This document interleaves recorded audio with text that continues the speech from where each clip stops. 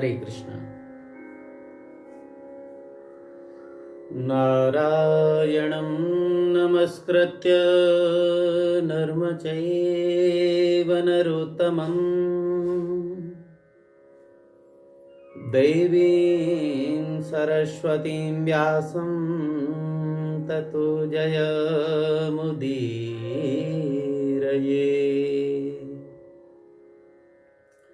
बोलिए श्री सद्गुरुदेव भगवान की जय। नारायण। प्रातः स्मरणीय, अर्चनीय, वंदनीय परम पूज्यपाद अनंत विभूषित ममदेव श्री सद्गुरुदेव भगवान के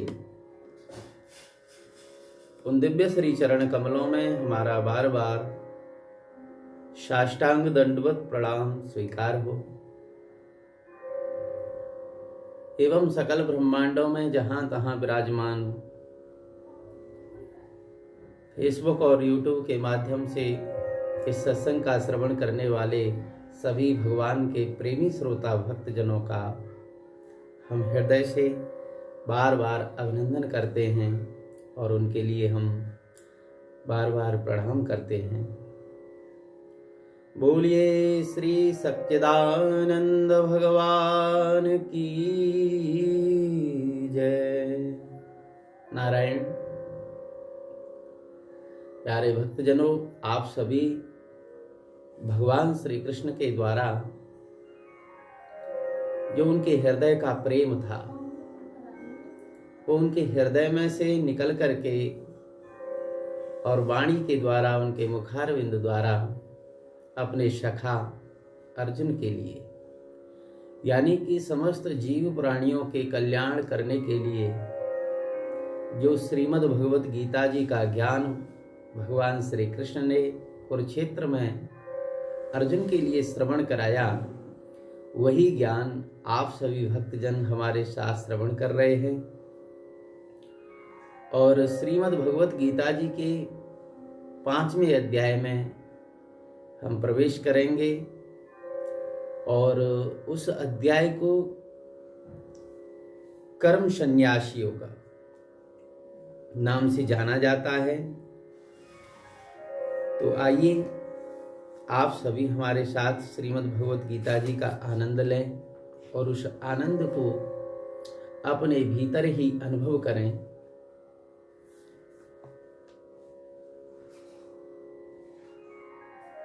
अर्जुन कहते हैं कि यच्छ्रेयः स्यानिश्चितं ब्रूहि तन्मे। भगवान श्री कृष्ण से अर्जुन कहते हैं कि प्रभु, मेरे लिए जो कल्याणकारी साधन हो, जो श्रेयस्कर साधन हो, जो यहाँ पर और इस शरीर को त्यागने के बाद में किसी भी प्रकार का दुख न प्रकट करे, ऐसा कल्याण का साधन बताइए। आप मुझे ये बताइए कि मैं इन अपने सगे संबंधियों के साथ जो अधर्म के साथ खड़े हुए हैं, मैं इनके साथ युद्ध करूं कि नहीं करूं? युद्ध के बारे में प्रभु मुझे बताइए आप।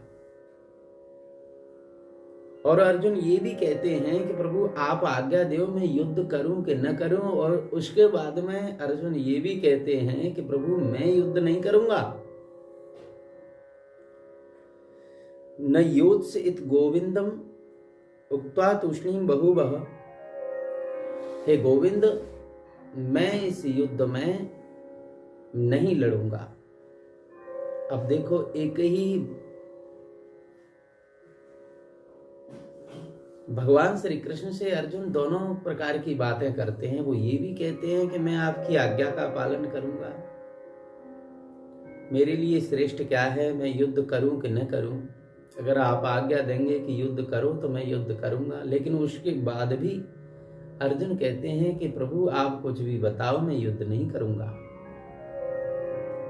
तो बात बनती है कि अरे भाई, जब किसी से पूछते हो तो मैं जैसा कहूं वैसा करो। भगवान श्री कृष्ण ने अर्जुन से कहा कि अगर तुम मुझे पूछ ही रहे हो कि मैं क्या करूं, तो मैं जैसा बताऊं वैसा तुमको करना चाहिए। और तुम कहते हो कि मैं युद्ध नहीं करूंगा, तो इस प्रकार का तुमको वचन नहीं बोलना चाहिए। ये तो बात वही हुई कि प्रश्न भी पूछ रहे हो मुझे क्या करना है, और उसके साथ ये निश्चय भी प्रकट कर दिया कि मैं युद्ध नहीं करूंगा। तो ये क्या है? मैं यानी ये शरीर, तो तुम मोह में ही फंसे हुए हो। तो यहाँ गीता जी के भाष्यकारों ने ये प्रकट किया कि अर्जुन इस समय मोह में है, और ये प्रश्न मोह का ही है। इसी प्रकार जब दूसरे अध्याय का ज्ञान भगवान ने प्रस्तुत किया, यानी ज्ञान योग, सांख्य योग का वर्णन भगवान ने किया, तो उसके बाद में तीसरे अध्याय के प्रारंभ में ही अर्जुन ने कहा कि व्याम श्रेणीव वाक्येन बुद्धिम मोह यसीव में। प्रभु, आप कभी कर्म की बात करते हो, कभी ज्ञान की बात करते हो, आपने तो मेरी बुद्धि को मोहित कर दिया है, मुझे तो मालूम ही नहीं पड़ रहा। और यही चौथे अध्याय के प्रश्न में भी संशय प्रकट कर दिया कि अपरम भवतो जन्म परम जन्म विवस्वत। जब भगवान ने कहा कि ये ज्ञान जो तुम्हें मैंने प्रदान किया है अर्जुन, ये ज्ञान मैंने आदि में, यानी सृष्टि का जब आदि हुआ था, तो उस समय मैंने यही ज्ञान अपने प्रथम शिष्य सूर्य के लिए दिया था। तो उस समय भी अर्जुन ने संशय प्रकट कर दिया कि महाराज, आदि सृष्टि के आदि का तो पता नहीं कब हुआ, और आपने सूर्य को ये योग दिया, ये ज्ञान दिया, इस बात को मैं कैसे सच मानूं? तो उस समय भी संशय प्रकट किया। लेकिन यहाँ 5वें अध्याय के शुरू में जो प्रश्न किया है वो एक जिज्ञासु का प्रश्न है, यानी जानने चाहते हैं अर्जुन। क्या जानना चाहते हैं? संन्यासं कर्मणां कृष्ण पुनः योगं च संशसे यच्छ्रेय एतयोरेकं तन्मे ब्रूहि सुनिश्चितम्। ये जो प्रश्न किया अर्जुन ने, इसमें बड़ी भारी श्रद्धा है। देखो, जब हम गुरु के पास जाते हैं और कोई भी संशय या प्रश्न लेकर के जाते हैं हम, तो गुरु जी के सामने जाकर के फिर श्रद्धा रूपी धन की आवश्यकता होती है, श्रद्धा रूपी पूंजी की आवश्यकता होती है। जिस बात के बारे में हमको जानकारी नहीं है और हम किसी जानकार के पास जाकर उस बात को पूछते हैं, तो हमें ये श्रद्धा और विश्वास होना चाहिए कि वो जो कुछ भी कहेंगे बिल्कुल सत्य कहेंगे। जब तुम्हें सत्यता का विश्वास ही नहीं है, श्रद्धा ही नहीं है तुम्हारे पास में, तो तुम्हारा जाना ही व्यर्थ है। अर्जुन भगवान श्री कृष्ण को किसी शिष्टाचार की भाषा में नहीं बोलते थे। ये नहीं कि श्री कृष्ण आप आओ, वो सीधा कृष्ण कहते थे, क्योंकि वो दोनों आपस में मित्र हैं, सखा हैं। समानम ख्याति इत सखा, जिनकी ख्याति, जिनका ऐश्वर्य वैभव समान होता है। अर्जुन का नाम श्री कृष्ण के साथ ही जोड़ दिया जाता है, कृष्ण अर्जुन, राम लक्ष्मण, इनकी ख्याति बराबर है।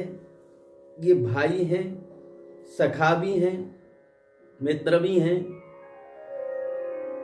एक महात्मा जी ने बताया कि जब दो मित्र आपस में मिलते हैं तो दोनों आपस में जब बात करते हैं तो ज्यादा बोलने की उनको आवश्यकता नहीं होती, वो इशारों से ही बात कर लेते हैं, क्योंकि दोनों एक दूसरे के भाव को जानते हैं। ये जरूरी नहीं कि शब्द के द्वारा वाक्य बनाए जाएं तभी बात हो, तो इशारों से ही बात कर लेते हैं। जैसे कि जो पार्टी करते हैं, जो पिकनिक पर जाते हैं मित्र, तो आपस में जब बात करते हैं रास्ते में जाने की, तो इशारों में ही बात कर लेते हैं कि दूसरे को पता भी नहीं चले। तो मित्र की भाषा को समझता है। इसका मतलब ये है कि आप भगवान श्री कृष्ण से मित्रता नहीं करेंगे, आप केवल विद्या, बुद्धि और पदार्थों की पहचान, व्याकरण, काव्य, कोश आदि के ज्ञान के बल से उनकी बात को समझने का प्रयास करेंगे तो आप समझ नहीं पाओगे, आपको बड़ी कठिनाई होगी। और एक महात्मा जी ने तो ऐसा कहा, बड़े रोए, बोले कि अरे तुम गीता के अर्थ के लिए शास्त्रार्थ करते हो कि इसका अर्थ क्या सही है क्या गलत है। अरे भाई, पहले तुम अर्जुन के सखा श्री कृष्ण को अपना सखा बनाओ, फिर तुम्हारी समझ में सारी गीता अपने आप ही आ जाएगी। तो जब श्री कृष्ण तुम्हारे सखा बन जाएंगे तो सखा की बात स्वयं तुम्हारी समझ में आने लगेगी। जो कृष्ण शब्द है, उस शब्द में तो न भगवत्ता है, न सर्वज्ञता है, न उसके साथ कोई विशेषता या संबोधन है। वो तो वैसा ही है जैसे ब्रज में सब कृष्ण को कन्हैया बोलते थे कि अरे कन्हैया भैया, अरे कनुआ। तो ये तो केवल एक सांकेतिक शब्द हुआ। कृष्ण नाम भगवान श्री कृष्ण जो थे, उनकी आकृति के आधार पर वहां लोग कृष्ण नाम से पुकारते थे। लेकिन कृष्ण का अगर रहस्य समझना है तो कृष्ण के साथ हमको संबंध जोड़ना पड़ेगा, तब हमको पता चलेगा कि कृष्ण तो करुणालु, दयालु, दीन दयाल, करुणा निधान है और भक्तों को प्रसन्न करने वाले, आनंद देने वाले भक्त वत्सल हैं। तो अर्जुन के पहले वाले जो प्रश्न हैं, उनका सीधा साधा अर्थ क्या है? अभी जो दूसरे अध्याय में जो भी प्रश्न हुए, अर्जुन कहते हैं कि प्रभु आप कभी तो कहते हो कर्मों के करने की बात, और कभी कर्म संन्यास की यानी कर्म के त्याग की बात करते हो। ये हमारी समझ में नहीं आता। कभी कर्म त्याग यानी कर्म संन्यास की महिमा सुनाते हो, तो कभी कहते हो कि कर्मों का अनुष्ठान करना चाहिए और करवाना भी चाहिए। और ये भी बात सही है कि आप परब्रह्म परमात्मा हो, आप जो कहते हो बिल्कुल सही है, आपके कहने में थोड़ा भी अंतर नहीं होगा। लेकिन आप मुझे ये बताइए कि मेरा कल्याण किस में है? मेरा कर्मों के करने में कल्याण है कि कर्मों के त्याग में कल्याण है? आप मुझे साफ साफ बताओ। आप दुविधा यानी दो तरह की बात मत करो कि ये कर लो कि वो कर लो, ये अच्छा है कि वो अच्छा है। आप ऐसा मुझे बताओ कि मेरे लिए क्या अच्छा है। और अर्जुन के इस कहने में निश्चय हो गया कि अब वो भगवान की आज्ञा पालन के लिए तैयार है कि प्रभु आप जो कुछ भी कहते हो बिल्कुल सही है, लेकिन मेरे लिए जो कल्याणकारी साधन है आप वो मुझे बताइए, मैं उसका पालन करूंगा। देखो, यहाँ संस्कृत भाषा का भी एक बड़ा ही रहस्य है। जो अर्जुन शब्द है उसका संस्कृत में अर्थ होता है जो ज्ञान का अर्जन करे, यानी ज्ञान का संग्रह करे, ज्ञान को इकट्ठा करे। और धनंजय जो धन का संग्रह करे, धन को इकट्ठा करे, उसको कहते हैं धनंजय। तो धनंजय भी अर्जुन के लिए संबोधन हुआ है। तो धन केवल आप क्या मानते हो? क्या सोना चांदी रुपया पैसा यही धन है?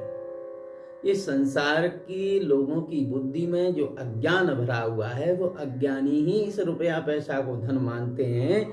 लेकिन महात्मा लोग जानते हैं कि सबसे बड़ा परम धन तो राधा नाम है, कृष्ण नाम है। सबसे बड़ा धन तो ज्ञान धन है, आनंद धन है। और महाभारत में अर्जुन का एक नाम संबोधन और हुआ, ऋजित्वात्, जो एकदम ऋजु हो, या ऋजु माने सरल, जैसे ऋजुकोण होता है ना, सरल कोण। तो उपदिष्ट वस्तु को, जो भी वस्तु है उसको ठीक ठीक ग्रहण कर सके, उसका नाम होता है अर्जुन। अब सही सही चीज को तो जो सरल होगा, विनम्र होगा, वही धारण कर सकता है। आगे गुरुदेव भगवान कहते हैं कि अर्जुन केवल कृष्ण शब्द के संबोधन से ये कहते हैं कि तुम मेरे सखा हो और मैं तुम्हारा सखा हूं। मेरा और तुम्हारा संबंध सखा का है, इसलिए मुझे सुंदर और निश्चित साधन बताओ कि मैं क्या करूं। प्रभु आप मुझे निश्चय करके ये बता दीजिए कि कर्म करने में मेरा कल्याण है, कर्मों के अनुष्ठान में मेरा कल्याण होगा कि कर्मों के त्याग में मेरा कल्याण होगा? आप मेरे कल्याण का साधन मुझको बताइए। अब भगवान जो कहते हैं आप उस पर ध्यान दीजिए। गीता जी में दिया है कि देखो, श्री भगवान उवाच, तो ये कभी भूतकाल की बात नहीं कि पहले कभी कहा। भगवान अभी वर्तमान में आप और हमारे बीच में जो संवाद हो रहा है ये भगवान ही तो बोल रहे हैं।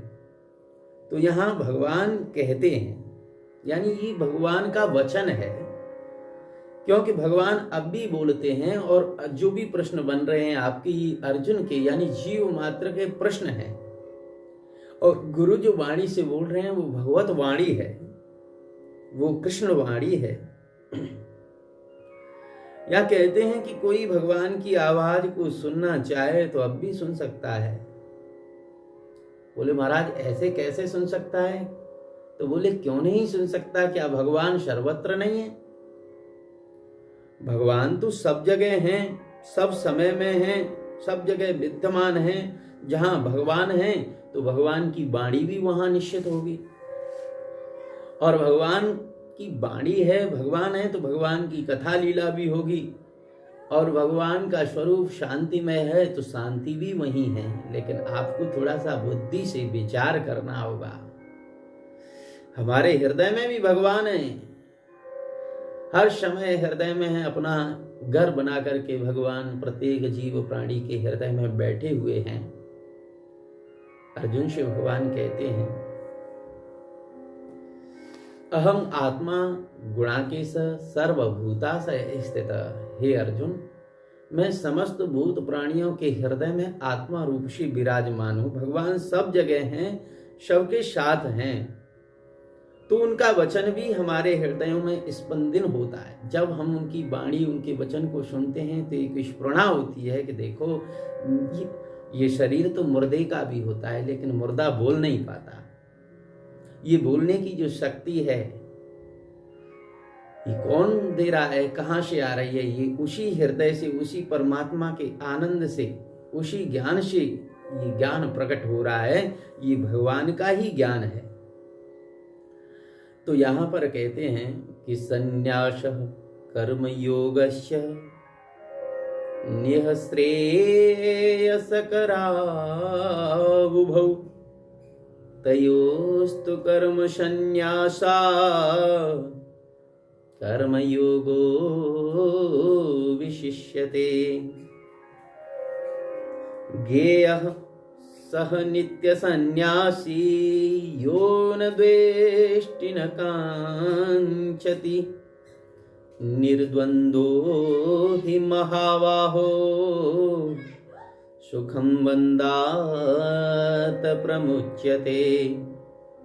नारायण भगवान ने कहा कि भाई अर्जुन, निःश्रेय साधन तो तुम स्वयं हो,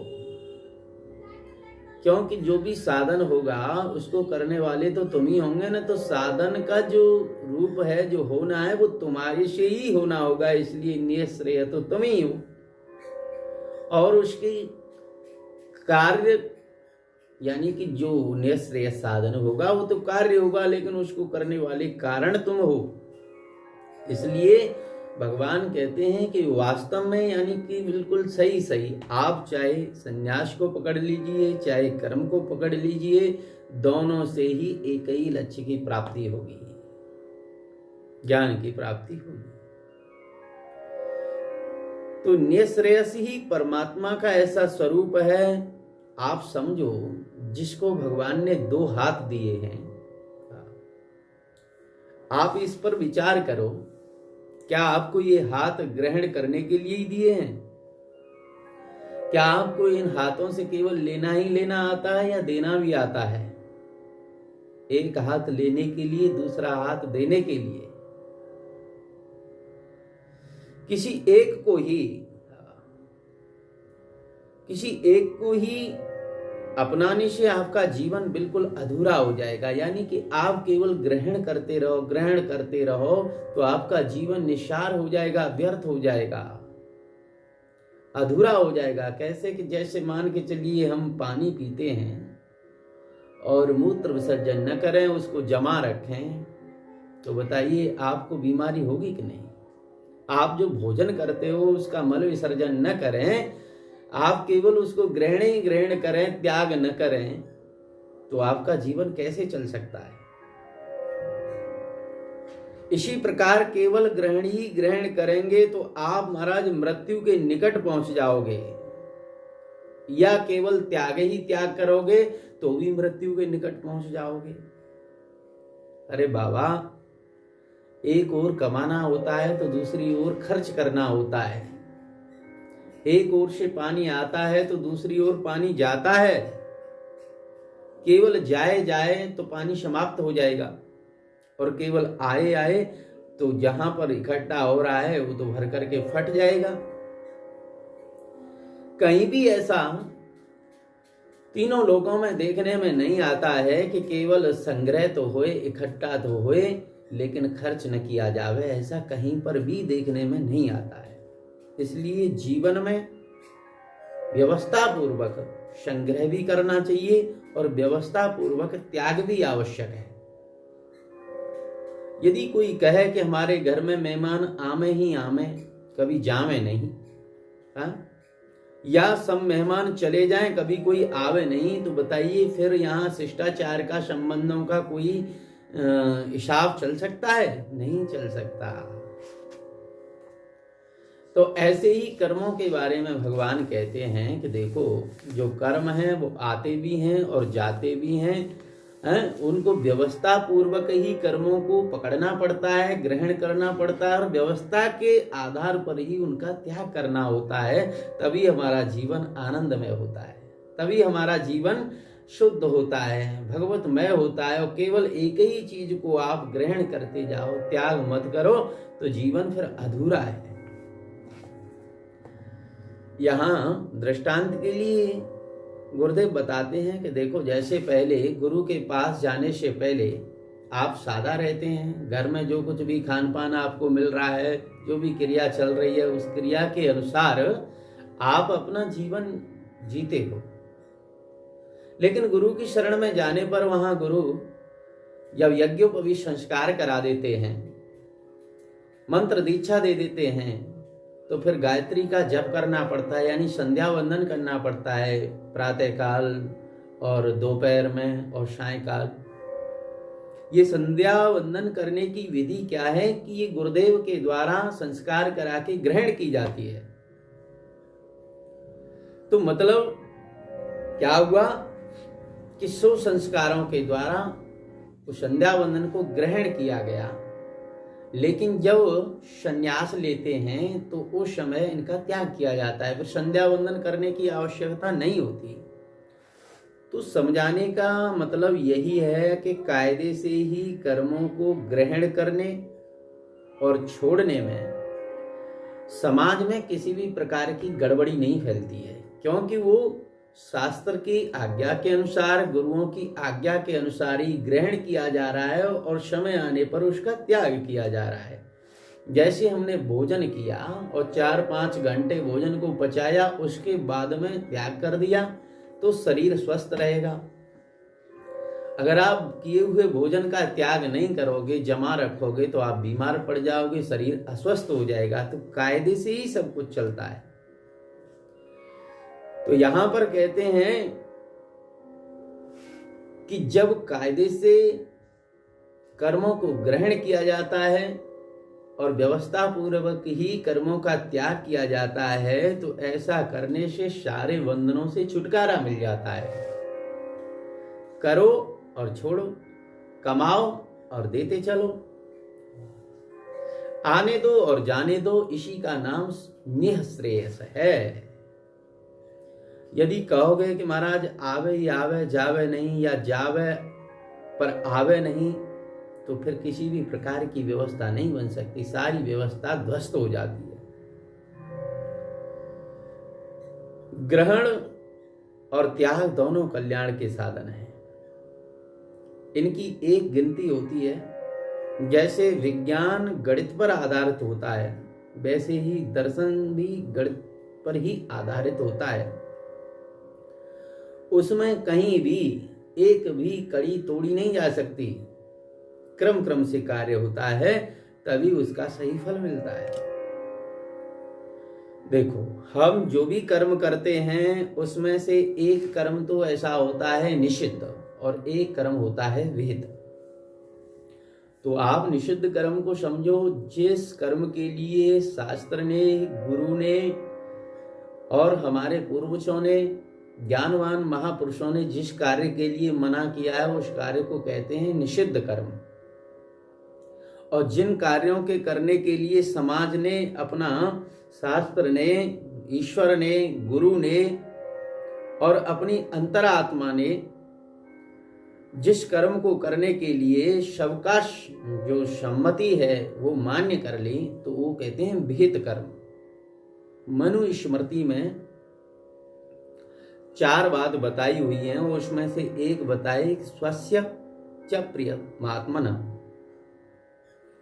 यानी कि जब कोई मना किए हुए काम को करने लगता है तो आप विचार करो कि जब सबने मना कर दिया, शास्त्र ने भी मना कर दिया, गुरु ने भी मना कर दिया और अपने हितैषी यानी कि जो हमारे माता पिता हैं, हमारे बुजुर्ग हैं, हमारा समाज है और हमारी अंतर आत्मा ने भी मना कर दिया, लेकिन फिर भी वो कर्म करता है, तो विचार करो कि क्यों करता है। तो उसके अंदर वासना का वेग ऐसा तीव्र है कि वो उस कर्म को करने की वासना रखता है और वो वासना के कारण कठपुतली बन जाता है, यानी उसकी मालिक वासना बन जाती है।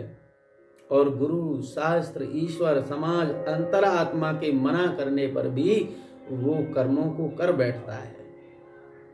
तो सीधा सा आप समझो कि शासन के अनुसार जो कर्म होता है वो कर्म धर्म के आधार पर होता है, यानी उस कर्म को धर्म माना जाता है।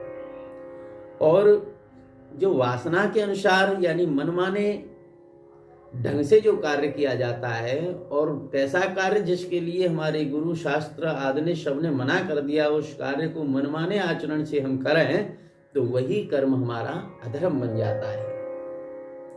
तो शुभ कर्म आज्ञा के द्वारा किया जाने वाला जो कर्म है वो धर्म, और इसके जो विपरीत है वो अधर्म।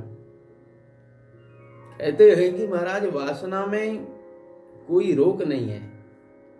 जब वासना तीव्र होती है तो किसी भी प्रकार का अवरोध नहीं होता उसमें, फिर तो वो कार्य को करने लग जाता है, अशुभ कर्म में लग जाता है और उससे अधर्म हो ही जाता है। लेकिन शासन के अनुसार अगर कोई कर्म किया जावे तो शासन में तो नियंत्रण बताता है।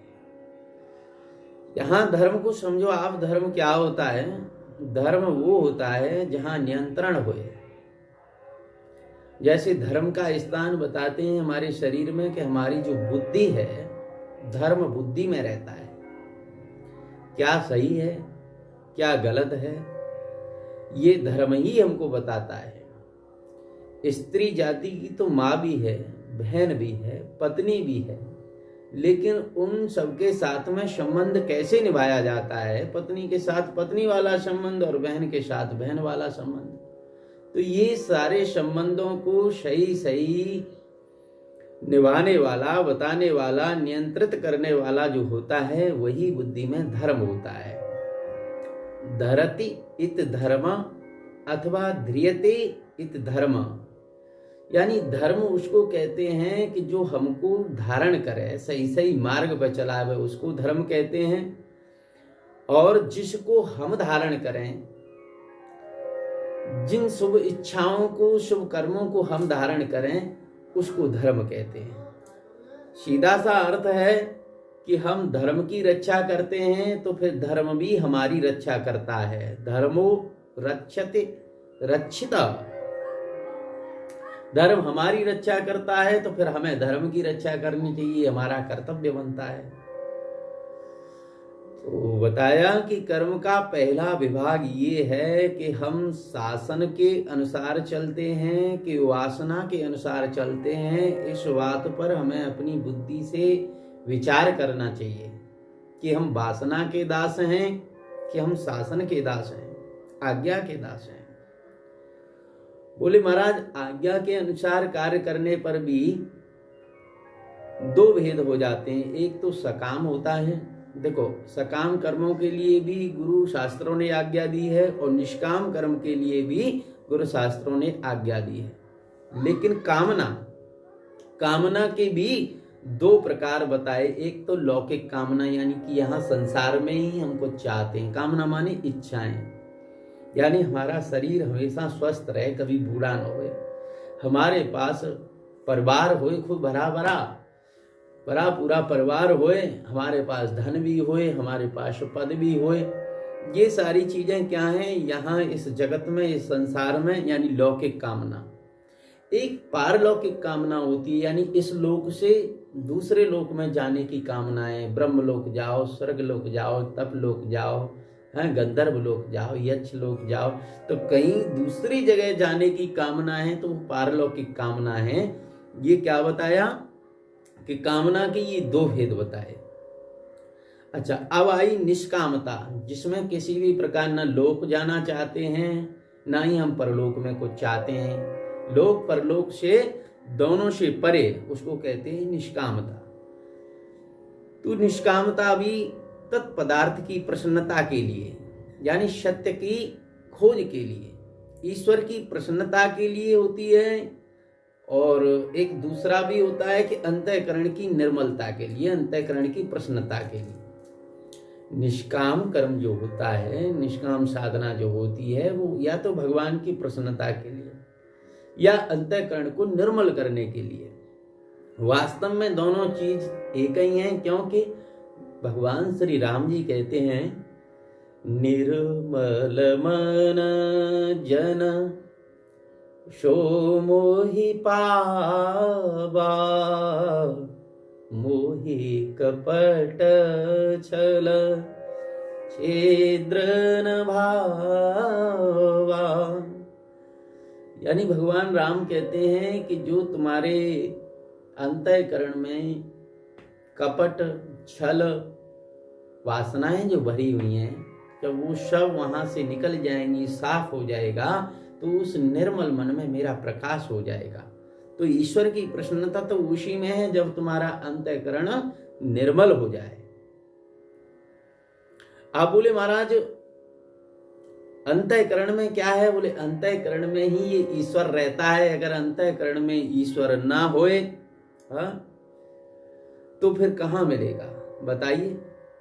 फिर तो किसी स्थान विशेष पर जाओगे तो एक स्थान में ही बंद करके ईश्वर रह जाएगा। फिर ईश्वर की जो सर्वत्रता है, जो सर्वत्रता, वो तो महाराज बेकार हो जाएगी। जो सर्वत्र व्यापकता है वो बेकार हो जाएगी। इसलिए ईश्वर कहाँ मिलेगा? वो अंतःकरण में ही रहता है। मिलेगा भी हमारे दिल में ही, क्योंकि वो रहता तो हमारे हृदय में है, दिल में है। अगर भगवान यहाँ नहीं है हमारे हृदय में, ईश्वर हृदय में नहीं है, तो फिर कहीं भी नहीं है। और यदि अभी नहीं है तो फिर कभी नहीं है, क्योंकि वो सब समय में, सब स्थानों पर, सब में व्याप्त है। तो ईश्वर तो नित्य प्राप्त है।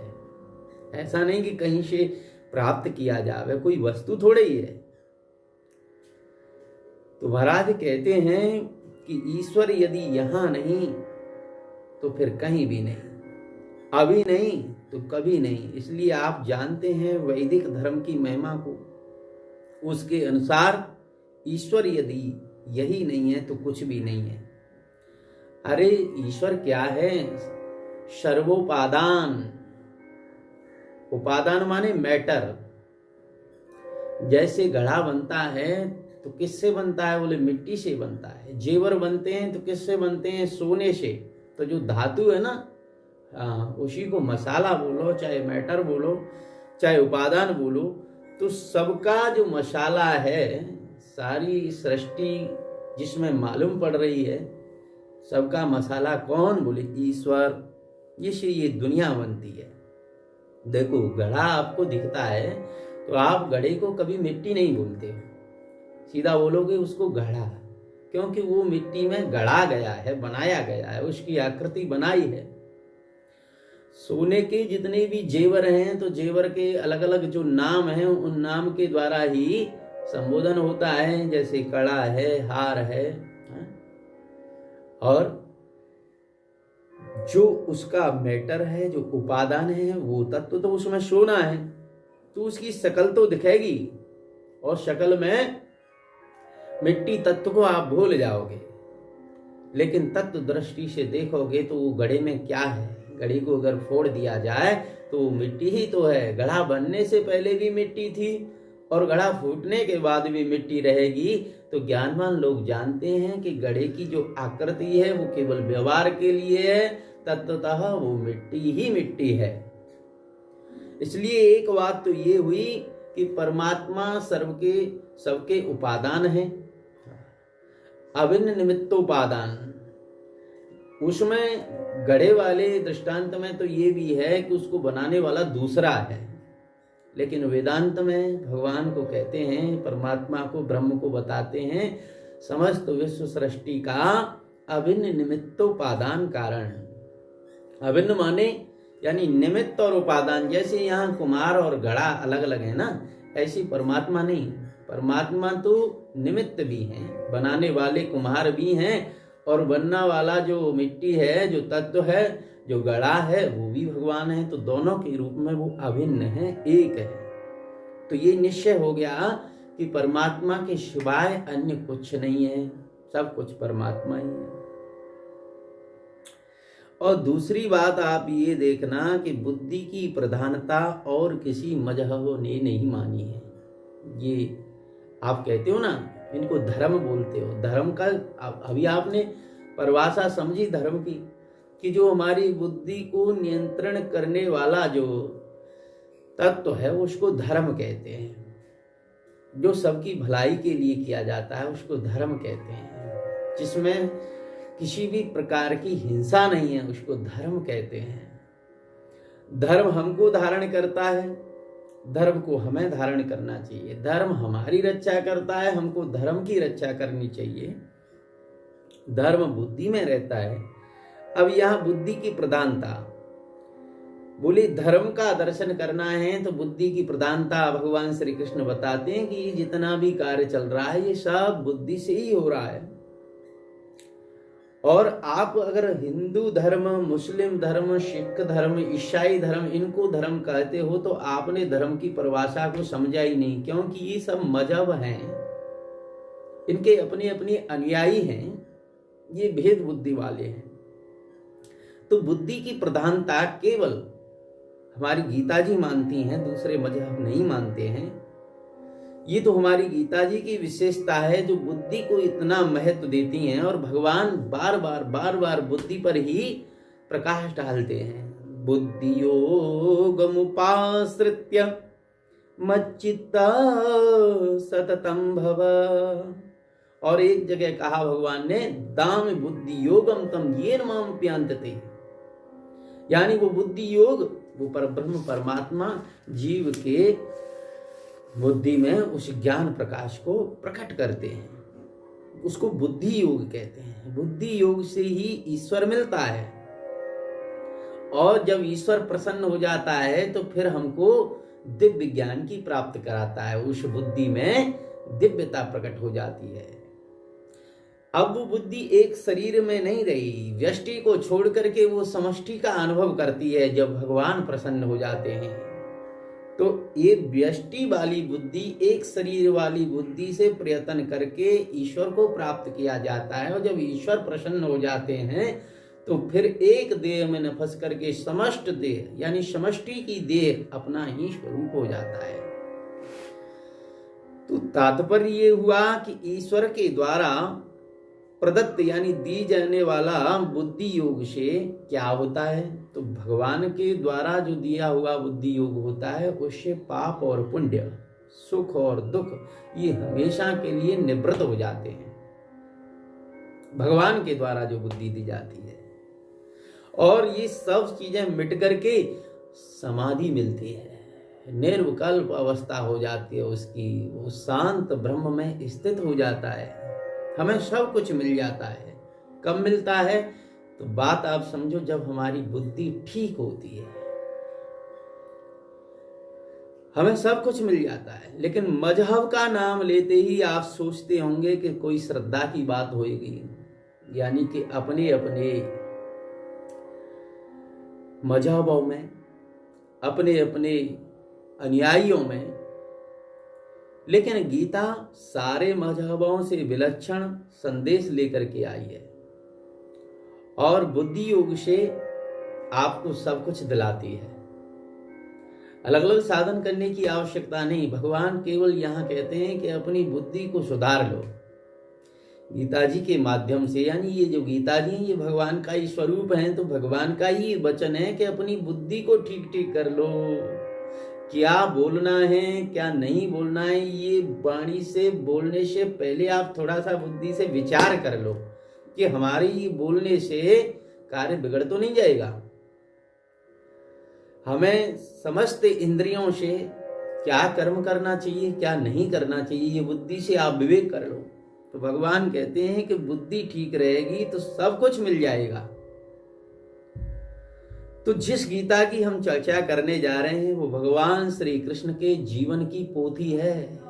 जैसे कहते हैं ना कि डायरी, बहुत से लोग संसार की बातों को लिखते हैं कि हमारे साथ ऐसा हुआ ऐसा हुआ ऐसा हुआ। ये गीता क्या है? ये तो भगवान के जीवन की डायरी है। नारायण। अन्यथा वो उपनिषद के नाम पर यही बोलते कि अपौरुषीय ज्ञान ऐसा बोलता है और वैसा बोलता है। फिर भगवान ये क्यों कहते कि ये बात, वो तो फिर अपौरुषीय ज्ञान के बारे में बोलते हैं। देखो, एक ज्ञान ऐसा है जो दुनिया के अनुभवों में से बीन बीन करके छांट छांट करके इकट्ठा नहीं किया गया, क्योंकि इधर से लिया उधर से लिया, ये क्या है? ये तो दूसरे का ही तो है। लेकिन भगवान तो स्वयं प्रकाश हैं। तो भगवान ज्ञान स्वरूप हैं और ज्ञान स्वयं प्रकाश होता है, इसलिए उसको कहीं से इकट्ठा करने की आवश्यकता नहीं होती है। और वह ज्ञान अहंकार को ज्ञाता नहीं बनने देता है और इदम को, यानी अहम माने मैं को अपने आप में वो ज्ञाता नहीं मानता है। और जो कुछ ये दिख रहा है इसको ज्ञेय नहीं मानता। वो तो नित्य शुद्ध बुद्ध मुक्त ज्ञान है। वही महाराज, उसी को अपौरुषीय ज्ञान कहते हैं। पुरुष के प्रयत्न से या अनुभव से वंचित नहीं है वो। अच्छा, वो परमात्मा का स्वरूप है, इसलिए वो अनुभव कहते हैं ना वसुदेव जी महाराज कि प्रभु आप तो अनुभव से ही जानने में आते हो, बाहर की इंद्रियों से, मन से, बुद्धि से तो आप परे हो, इसलिए आप अनुभव स्वरूप हो। और एक दूसरा ज्ञान वो होता है जो दुनिया में देख देख करके, जैसे विषयों में से हम ज्ञान ग्रहण करते हैं ना कि ये खट्टा है, ये मीठा है, ये चिरपरा है, ये नीला है, ये पीला है, वो इन प्रत्यक्ष यानी इंद्रियों के आधार पर अनुभूत किया जाता है। लेकिन गीता का ज्ञान तो बड़ा विलक्षण है, ये तो अपौरुषीय है। उसको सृष्टि में किसी भी दूसरे मजहब ने न जाना है, न उसका प्रतिपादन किया है और न उस शाश्वत वस्तु को दृष्टि में रख करके धर्म का निरूपण किया है। वो तो अपना मन माना बोलते चले गए। लेकिन गीता तो विलक्षण ज्ञान प्रकट करती है। तो कहते हैं कि महाराज ये जो बुद्धि है ना, गीता में जो भी कुछ बताया जा रहा है ये किनकी बुद्धि है? बोले श्री कृष्ण की बुद्धि है। ये आपको पहले भी श्रवण कराया होगा कि जो जेल में, जो बंधन में पड़ा हुआ है, उसका घर में नहीं, उसका जेल खाने में जन्म होता है। यानी कि श्री कृष्ण भगवान के जो माता पिता हैं वसुदेव और देवकी, वो कहाँ थे? कंस के जेल खाने में, बेड़ी हथकड़ियों में बंधे हुए थे। तो श्री कृष्ण का जन्म कहाँ हुआ? बोले जेल खाने में। अब जन्म होते ही माँ बाप को छोड़ करके, कुछ ही क्षणों में अभी भगवान ने अपना प्राकट्य किया है, लेकिन लीला ऐसी हुई कि उनको अपने माता पिता को छोड़ करके गोकुल जाना पड़ा। वहां पर भी पहुंचे तो 2-4 ही दिन हुए कि पूतना जहर पिलाने के लिए वहां आई। जहर भी पीना पड़ा उनको। चारों ओर से आपत्ति विपत्तियां उनके ऊपर आती हैं। अभी बाल अवस्था है, शैशवा अवस्था है, अभी कुछ बोलना भी नहीं जानते हैं। देखा कि वृक्ष गिर पड़े।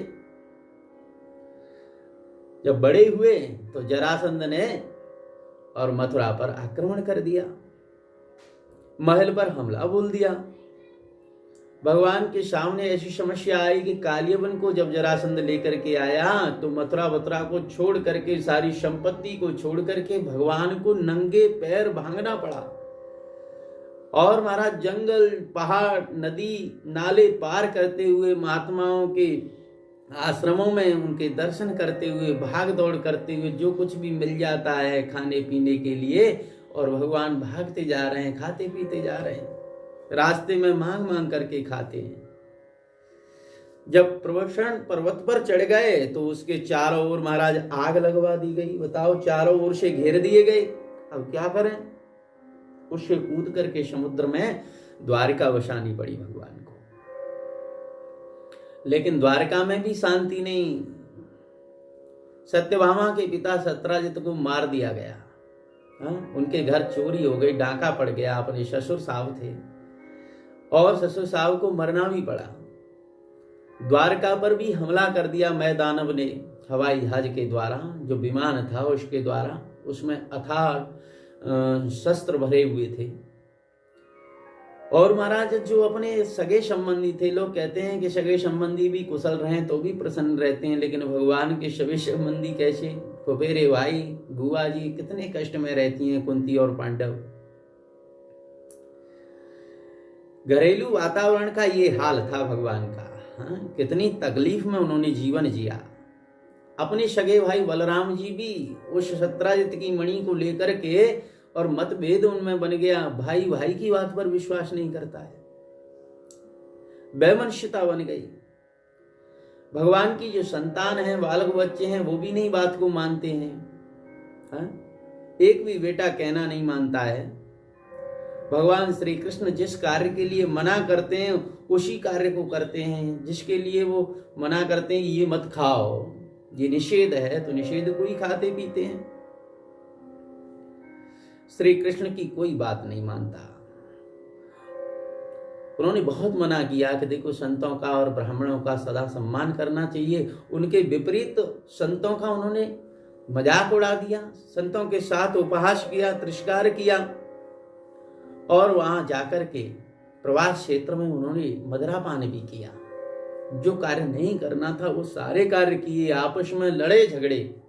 और भगवान श्री कृष्ण जब उनके पास पहुंचे तो भगवान श्री कृष्ण के ऊपर आक्रमण कर दिया। तो भगवान ने अपने हाथों से कुछ यदुवंशियों का वध भी किया, आघाताइयों को मारा। और देखो, भागवत जी में साफ साफ लिखा है कि भगवान श्री कृष्ण ने जो भी अपने पुत्र थे, पौत्रादि थे, जो उच्चंकल थे, जो पापाचारी थे, उनको मारा। और अंत में भगवान श्री कृष्ण के श्री चरणों में वो व्याध का बाण भी लगा, उसकी पीड़ा को भी सहन किया भगवान ने। उसके बाद अपनी लीला स्मरण करके और गोलोक के लिए चले गए। इन सारी बातों को बताने का तात्पर्य क्या है कि ये ज्ञान भगवान श्री कृष्ण की बुद्धि का ज्ञान है, ये उनका स्वरूप है, ये गीता जी। और इस गीता जी के ज्ञान से ही उन्होंने सारी समस्याओं का समाधान किया, सारे संकटों को पार किया। क्योंकि थे तो चिन्मय, थे तो दिव्य, लेकिन लीला उनकी ऐसी हुई कि सारी आपत्ति विपत्तियां उनके जीवन में आई तो भक्त को भी घबराना नहीं चाहिए। जीवन में इतने दुखद और भयावह प्रसंग उपस्थित हुए लेकिन विचलित नहीं हुए। अच्छा, आप और हमारी, आप विचार कर लो सभी कि जितनी भी आयु हुई है, इस आयु में न जाने कितने संकट आए, लेकिन सभी का निवारण हुआ कि नहीं? तो फिर व्यथित होने की, चिंतित होने की आवश्यकता नहीं है। हमेशा भगवान श्री कृष्ण की तरह विपत्तियां आपत्तियां आते हुए भी चेहरे पर एक दिव्य मुस्कान होनी चाहिए, प्रसन्नता होनी चाहिए। और जब वो ज्ञान योग हृदय में प्रकट हो जाता है तो प्रसादे सर्व दुखानम हानिश्य उपजायते, वो ज्ञान रूपी प्रसाद जिसको मिल जाता है वो आनंदित हो जाता है, परम शांति में रहता है। तो भगवान श्री कृष्ण तो इसी प्रकार मुस्कुराते रहते हैं। और यहाँ अपने सखा अर्जुन के जब दुख को देखा, उनके विषाद को देखा कि अर्जुन तो टपाटप आंसू डाल रहे हैं, तो ऐसे यानी कि बुआ जी के बेटे हैं, युद्ध भी होने वाला है, नरसंहार होने वाला है, और ऐसे समय पर शोक मोह में डूबे हुए अर्जुन को देख करके भगवान उसी प्रकार मुस्कुराने लगे कि अर्जुन तुम थोड़े से ही कारण से व्याकुल हो गए। ऐसे भगवान श्री कृष्ण के मुखार बिंद से ये गीता जी निकलती हैं। तो भगवान श्री कृष्ण कहते हैं कि दुखेषु अनधिग्न मना सुखेषु विगते स्पृह। भगवान अपने अनुभवों की बात करते हैं कि दुख में किसी भी प्रकार से अपनी बुद्धि को विचलित नहीं करना चाहिए, उद्विग्न नहीं करना चाहिए, और सुख आने पर किसी भी प्रकार की प्रसन्नता नहीं करनी चाहिए। दोनों स्थितियों में समान रहना चाहिए। इसी प्रकार उन्होंने संन्यास की जो परिभाषा दी है वह उनके स्वयं के संन्यास्त जीवन की ही परिभाषा है। ज्ञेयः स नित्य संन्यासी यो न द्वेष्टि न कांक्षति। न द्वेष्टि न कांक्षति, किसी के आने के लिए वो किसी वस्तु के लिए, किसी कामना के लिए आकांक्षा नहीं करता, और जो वस्तु प्राप्त होती है उससे वो द्वेष नहीं करता, दोनों में वो समान रहता है, वही नित्य सन्यासी है। तो श्री कृष्ण ने कहा कि मनुष्य को नित्य सन्यासी होकर के रहना चाहिए, अनित्य सन्यासी नहीं कि थोड़े समय के लिए तो आपने अपने बुद्धि में त्याग या ग्रहण को समान अवस्था में देख लिया और उसके बाद में फिर विचलित हो गए। ऐसे नहीं, नित्य सन्यासी होना चाहिए। तो इस विषय में आप अगले समय में श्रवण करेंगे। ये श्रीमद् भगवद गीता जी का दिव्य ज्ञान है। भगवान श्री कृष्ण कहते हैं कि एक अनित्य सन्यासी भी होता है। होना तो चाहिए नित्य सन्यासी, लेकिन अनित्य सन्यासी है जो बनता है, बिगड़ता भी है, लेकिन जो आत्मदृष्टि से सन्यासी है वही नित्य सन्यासी है, जो बनने और बिगड़ने में समान रहता है। उसमें न द्वेष है न आकांक्षा है। यही भगवान श्री कृष्ण का जीवन है, यही श्री कृष्ण भगवान का नित्य सन्यास है। यदि हमें नित्य सन्यासी की तलाश होए तो श्री कृष्ण के ही जीवन का दर्शन करना चाहिए। आप लोग कहते हैं कि हमको गुरु नहीं मिले। अरे तुमको दुनिया में गुरु कहाँ मिलेंगे? भगवान श्री कृष्ण से बड़ा कोई गुरु है ही नहीं, वो सारे गुरुओं के गुरु हैं। छूट गया श्री कृष्ण के जीवन का दर्शन करना चाहिए। छूट गया गोपियों और ग्वालों के साथ का क्रीड़ा केंद्र ब्रजमंडल, छूट गई 16,000 पत्नियों वाली द्वारकापुरी। लेकिन सुघेष विगत स्पृह, इसके मूर्तिमान विग्रह श्री कृष्ण पर उसका कोई असर नहीं पड़ा। 11.5 साल वो ब्रज में रहे, कितनी दिव्य लीलाएं की, लेकिन एक बार भी फिर लौट करके वो ब्रज में नहीं आई ब्रजवासियों से मिलने के लिए। वो तो कुरुक्षेत्र में मिलते हैं, लेकिन इस बात का उनको कोई दुख ही नहीं है कि मैं ब्रज से आ गया और ब्रज में वापस क्यों नहीं गया। 16,108 जो पटरानियां थी वो अर्जुन के साथ भेजी गई और उनको छुड़ा लिया गया, लेकिन भगवान विगत स्पृह हैं, कोई चिंता नहीं। तो मूर्तिमान स्वरूप हैं वो, उनका चेहरा तो हमेशा मुस्कुराता ही रहता है। उपदेश वही उपदेश हो सकता है जो उपदेष्टा के जीवन में से निकला हो। उसके जीवन में जो आनंद देता है वही उपदेश दूसरों को आनंद देता है। गीता के उपदेशों का इतना प्रभाव इसीलिए है कि वो उपदेष्टा यानी जो उपदेश देने वाले जो भगवान श्री कृष्ण हैं, उनके जीवन की ये पोथी है, उनकी ये डायरी है, उनके चरित्र का निरूपण है। हम आपको श्रीमद् भागवत और महाभारत में वर्णित श्री कृष्ण भगवान के एक एक चरित्र के संबंध में ये बता सकते हैं कि गीता में उनकी ओर कहाँ संकेत किया गया। ऐसी हैं श्रीमती गीता जी, ऐसे हैं उनके वक्ता श्रीमान श्री कृष्ण। उनके श्री चरणों में हम बारंबार प्रणाम करते हैं। दोनों ही अखंड हैं और इसको ग्रहण करने वाले श्री अर्जुन जी महाराज के श्री चरणों में भी बारंबार प्रणाम करते हैं। बोलिए भक्त वत्सल भगवान की जय। नारायण। तो प्रिय भक्तजनों, हम इसी के साथ इस सत्संग सत्र में विश्राम लेते हैं और आप सभी की शुभकामना के लिए हम बारंबार भगवान से विनती करते हैं कि आप सभी उस ज्ञान को धारण करें और अपने जीवन को आनंदित और दिव्य बनाएं। ओम